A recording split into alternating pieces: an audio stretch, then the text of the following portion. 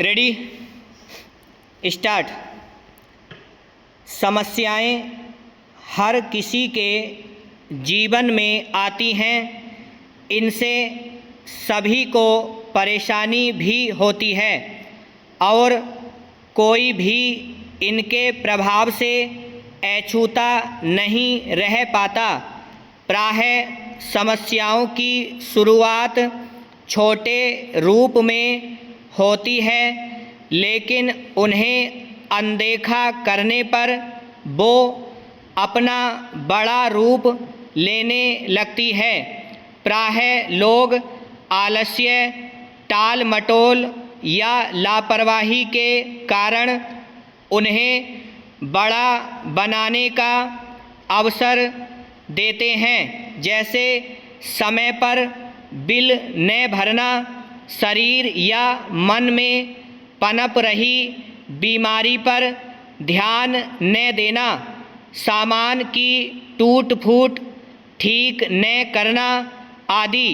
यह सभी जानते हैं कि सिले हुए कपड़े की सिलाई यदि खुल गई है और उसे सिला न जाए तो देर सवेर उसकी सिलाई खुलती ही जाएगी, क्योंकि उसे खुलने का स्थान व कारण मिल गया है। ठीक उसी तरह हमारे जीवन में भी समस्याएं छोटे रूप में प्रवेश करती हैं, लेकिन सही समय पर उन पर ध्यान न देने से उन्हें बिगड़ने का समय मिल जाता है और फिर वो एक विकराल रूप में हमारे सम्मुख प्रकट हो जाती हैं। एक समस्या अपने से जुड़ी हुई कई अन्य तरह की समस्याओं का कारण भी बन सकती है।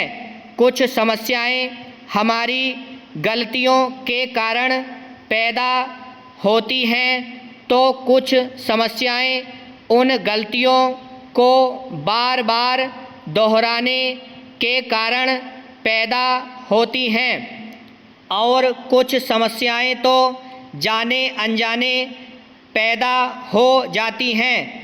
असली समस्या तब आती है जब हमें उनका उचित समाधान नहीं मिलता और उस एक समस्या के कारण हमारी अनेक समस्याएं निरंतर बढ़ती जाती हैं। अपनी समस्याओं को नियंत्रित करने के लिए जब हम अपनी गलतियों को सुधारना चाहते हैं, तब उसमें भी हमें समय लगता है, क्योंकि कई बार गलतियां सुधारने के बावजूद परिस्थितियां नहीं संभलती। ऐसी स्थिति में पछतावा करने के सिवा दूसरा कोई विकल्प नहीं रह जाता और फिर ऐसा लगता है कि काश इसके बारे में पहले सोच लिया होता तो ऐसी स्थिति नहीं आती।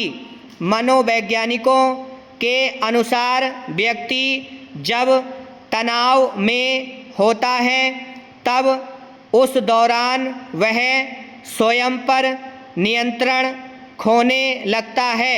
जैसे ही व्यक्ति अपने मन को स्वतंत्रता देता है, यानी उसे कुछ भी करने का अवसर देता है, तो वह समस्याओं की भूमिका तैयार करने लगता है।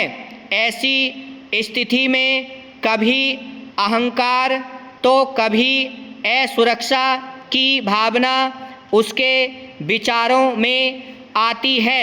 इस तरह व्यक्ति डर, तनाव और चिंता के चक्र से स्वयं को घेर लेता है।